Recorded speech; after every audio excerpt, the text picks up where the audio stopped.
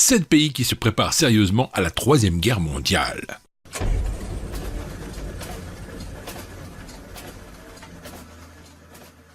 Pays numéro 7, la Chine. Plus de 150 000 soldats chinois ont été disposés sur la frontière avec la Corée du Nord.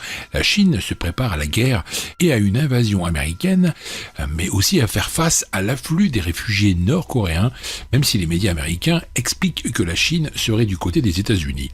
Des images de soldats chinois en train de se mettre en position font le tour du monde. Les soldats chinois ressemblent à des robots, prêts à répondre à l'agression américaine, tant les mouvements de ces hommes sont si coordonnés et si énergiques. La Chine se tient prête à répondre à la menace d'une troisième guerre mondiale, si proche suite à l'intensification des tensions dans la péninsule coréenne suite à la crise entre les États-Unis et la Corée du Nord. La Chine a déjà lancé la construction de camps de réfugiés sous ses frontières avec le voisin nord-coréen. La nouvelle sur la construction de ces camps intervient alors que Washington a fait savoir par la voix de son secrétaire d'État, Rex Tillerson, qu'il est prêt à s'asseoir avec un Pyongyang à la table des négociations. Sans condition préalable à un éventuel afflux du nord-coréen montre visiblement que même l'allié chinois n'a pu calmer le feu entre Pyongyang et les États-Unis de Trump. Pékin prend les mesures nécessaires en guise de prévention, évidemment. Selon les informations, 5 localités sont prévues pour la construction de camps de réfugiés potentiels dans ces 3 villages et 2 villes à la frontière chinoise. Une mesure logique, sûrement, pour faire face à une guerre si réelle et si proche, jugent les consommateurs nord-coréens. Pays numéro 6, les États-Unis. Le leadership sioniste, impérialiste et globaliste américain ne peut évidemment pas gouverner le monde entier avec la présence de la Russie et de la Chine. Ces 2 pays freinent l'évolution des Américains. C'est pour cela que le complexe militaro-industriel américain prépare aujourd'hui en Europe une guerre avec option nucléaire contre la Russie.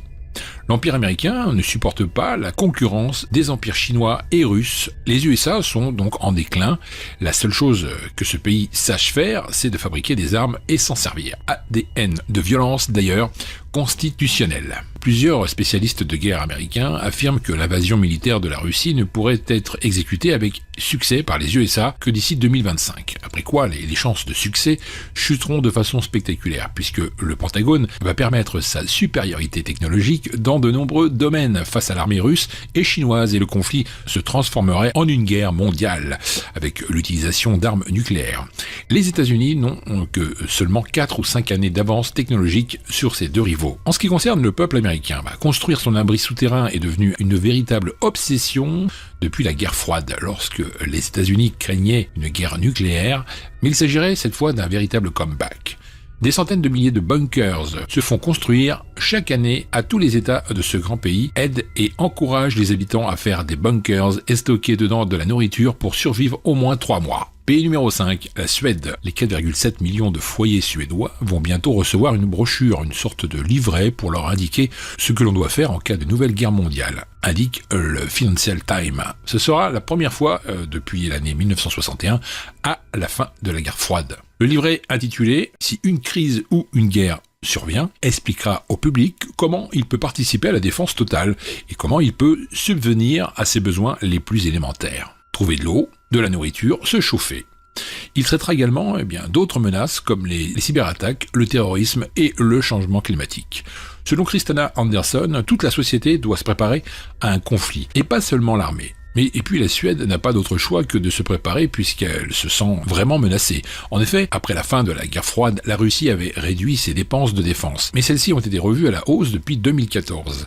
La conscription a été réintroduite et les militaires ont été basés de manière permanente sur l'île Gotland pour la première fois depuis une dizaine d'années. Cette île, située à 90 km à l'est de la Suède, est à 130 km à l'ouest de la Lettonie. Elle pourrait offrir une parfaite base pour les Russes s'ils décident enfin d'attaquer les pays baltes. L'année dernière, la Suède a également organisé son plus grand exercice de défense depuis 23 ans. Pays numéro 4, la Russie. Vladimir Poutine a ordonné un inventaire, une remise en état, si besoin, et un réapprovisionnement des matériels de protection individuelle des citoyens contre les menaces nucléaires. La remise en état de l'approvisionnement des abris dans les grandes métropoles de Russie est également en cours depuis plusieurs mois.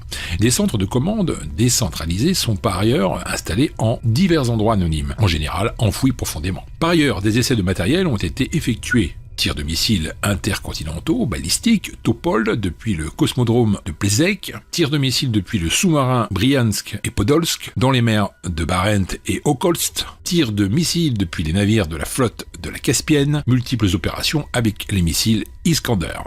Sur la chaîne d'information en continu, Russie à 24, l'heure est à la présentation des abris antinucléaires à Moscou. À Saint-Pétersbourg, le site d'information Fontonka annonce que le gouvernement veut rationner le pain pour une future guerre, malgré les explications des autorités qui affirment vouloir simplement stabiliser le prix de la farine. La Russie se tient donc prête à une guerre nucléaire suite à une éventuelle première frappe des USA. Pays numéro 3, la Suisse. 4 nouveaux bataillons spécialisés ont été formés en Suisse ces derniers mois et seraient désormais opérationnels, destinés à être déployés le long des frontières en cas de déclenchement de la Troisième Guerre mondiale et pour anticiper le désordre social qu'un afflux massif de réfugiés provoquerait. 1000 drones ont en outre été commandés à Israël. Ils seront également affectés à la surveillance des frontières. La Suisse prépare aussi sa population.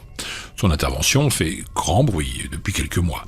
L'ex-chef de l'aide humanitaire suisse, aujourd'hui à la tête de l'exercice du réseau national de sécurité, Tony Fritsch, avait recommandé aux ménages de constituer des réserves alimentaires, une pratique largement abandonnée depuis 1982 et l'adoption de la loi sur l'approvisionnement économique du pays. Or, selon le scénario catastrophe mené l'an dernier par le RNS, les résidents devraient être préparés à affronter des scénarios catastrophes pour la Troisième Guerre mondiale. La quantité de provisions à constituer est assez impressionnante. Les réserves pèsent un peu plus de 200 kilos. Autant dire qu'il faut avoir des étagères très solides à la cave. Question de budget. La facture s'élève quand même un peu moins de 600 francs suisses. N'oublions pas que la Suisse est le leader pour le nombre d'abris atomiques. Les articles 45 et 46 de sa loi fédérale sur la protection de la population et sur la protection civile stipule que chaque habitant doit disposer d'une place protégée dans un abri situé à proximité de son lieu d'habitation et atteignable dans un délai raisonnable. Tout propriétaire qui construit un home ou un hôpital doit y réaliser un abri et l'équiper. Pays numéro 2, la Norvège. Envisageant la Troisième Guerre mondiale, la Norvège a construit un bunker afin de protéger les données de la Terre. C'est le deuxième abri de ce type construit dans le pays, le premier visant à conserver toutes les graines des cultures existantes. Une ambassade digitale logée à quelques centaines de kilomètres du pôle Nord, dans la solitude d'une île. Le 27 mars dernier, la Norvège a ouvert un bunker de type inédit, le Arctic World Archive, qu'elle a fait construire dans le but de pouvoir conserver toutes les données numériques sur Terre en cas de fin du monde. Ce lieu peu commun, dont l'ouverture a été repérée par Mashable, pourra abriter tout document constituant un morceau de l'histoire de l'humanité.